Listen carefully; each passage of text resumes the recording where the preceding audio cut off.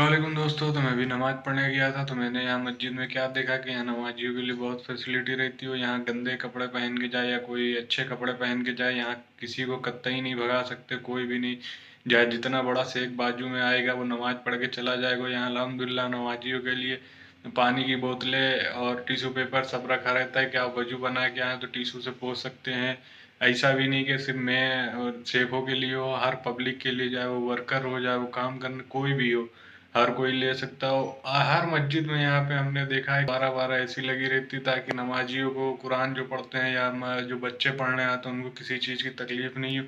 तो हम चाहते हैं कि ये हर जगह ऐसी सुविधा हो, तो बहुत अच्छी बात।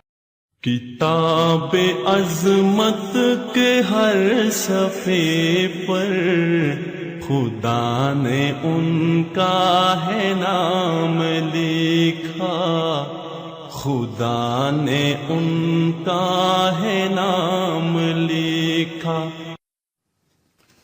बिस्मिल्लाहिर्रहमानिर्रहीम। अस्सलामु अलैकुम वरहमतुल्लाहि वबरकातुहू। पाक मदीना की जानिब